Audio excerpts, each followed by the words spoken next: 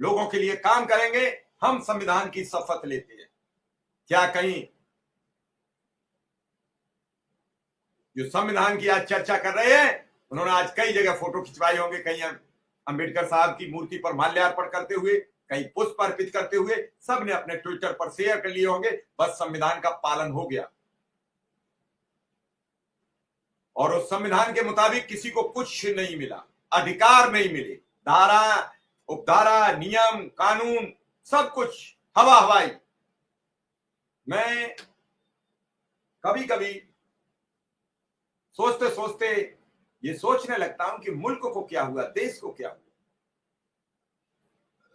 जहां मानवीय संवेदनाएं मर चुकी हों, जहां मानवीय संवेदनाओं का जिक्र करना भारी हो गया हो, जहां मानवीय संवेदनाओं के महत्व खत्म हो गया हो, महत्वहीन हो गई हो बातें, वहां क्या कहा जाएगा। आज देखिए अमेरिका में भारत के सपूत डॉक्टर भीमराव अंबेडकर के नाम को लेकर वहां आज अंबेडकर दिवस का छुट्टी, अंबेडकर दिवस मनाए जाने का न्यूयॉर्क में ऐलान किया है। क्या लेना देना है? भारत के लिए गौरवान्वित होने की जरूरत है, भारत के लिए गर्व का विषय है। भारत के एक बेटे का एक दिन के लिए वहां अवकाश रहेगा और एक अंबेडकर दिवस मनाया जाएगा। ये सब क्या हो रहा है? हम उसी संविधान का यहां चीर हरण करते हैं, तार तार करते हैं, संविधान की दी हुई बातों पर जिक्र नहीं करते, बात नहीं करते। क्यों? कुछ तो होगा, कोई तो बात होगी। समान काम समान वेतन का हर बार जिक्र होता है, हर बार चुनाव में बात होती है, लेकिन उन राज्यों में जहां सरकार में मौजूदा सत्ताधारी दल नहीं होता है। झारखंड में शिक्षकों को न्याय दिलाने के लिए पूरी भारतीय जनता पार्टी निकल पड़ी है। अब तक दिल्ली में पूरी भारतीय जनता पार्टी शिक्षकों को न्याय दिलाने के लिए तत्पर रहती थी। शपथ ग्रहण किए हुए यहां भी 1.5-2 महीने हो गए, ना तो 2,500 रुपया अब तक अकाउंट में महिलाओं के में आए हैं, ना अब शिक्षकों का भला होगा। चुनाव से पहले मध्य प्रदेश के अतिथि शिक्षकों को नियमित करने वाली सरकार अब तक उनके बैंक अकाउंट में वेतन क्रेडिट नहीं कर पाई है, नियमित नहीं कर पाई। किसी से जब ज्यादा सवाल किए गए तो कहा गया जो मुख्यमंत्री पास करके गए थे अब वो राज्य में नहीं है, ना वो दोबारा मुख्यमंत्री बनेंगे शिवराज सिंह चौहान, ना अतिथि शिक्षकों को न्याय मिलेगा। ऐसे एक नहीं, कई फरमाने, कई कानून हैं, कई नियम हैं। हम अपनों की ही बात सुनने को राजी नहीं है, अपनों की बात मानने को राजी नहीं है, अपनों के लिए काम करने को राजी नहीं है। आखिर क्या है ये पूरा प्लान?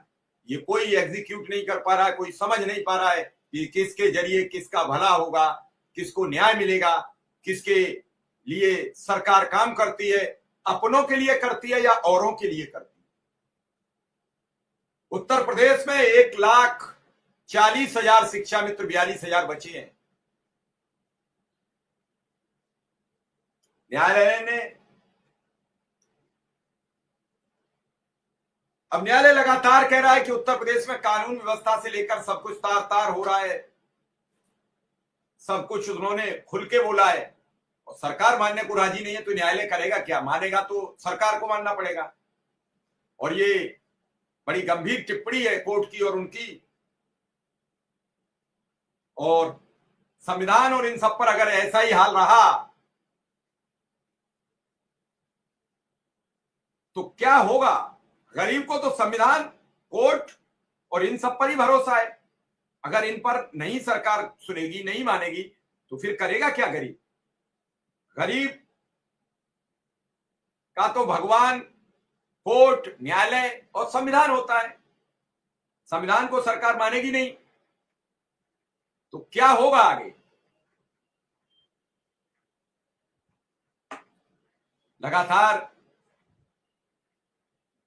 सरकारों से जो बातचीत होती है, सरकार हर बार कहती है शिक्षा मित्र के नेताओं से, शिक्षा मित्र के अधिकारी कहते हैं कि सब कुछ तैयार है, बस बस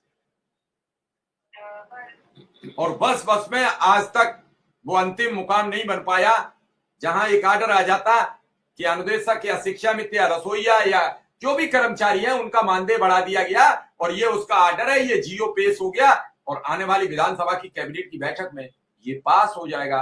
अगले महीने से या इसी महीने से ये लागू हो जाएगा। जिस तरीके से आपने उन परमानेंट कर्मचारियों के डीए लागू करने की आपको फिक्र थी और उनका लागू कर दिया, तो इनका भी बढ़ा देते, इनको भी कुछ बोल देते। तो बहुत कुछ चीजें हैं जो दिखती नहीं है और दिखती हैं वो होती नहीं है। और इन्हीं सब चीजों पर बात चल रही है, इन्हीं सब चीजों पर जिक्र चल रहा है, इन्हीं सब पर हम बात करते हैं। लोग राम राज्य अमृत काल की भी चर्चा करते हैं। एक दर्शक लिख रहे हैं कि अमृत काल है या राम राज्य है। अब अमृत काल की यही परिभाषा है तो फिर ऐसा तो अमृत काल हमें चाहिए नहीं। अगर राम राज्य की भी यही परिभाषा है तो ये राम राज्य भी नहीं चाहिए, जहां लोग भूख से और इन सबसे परेशान हो, पीड़ित हो।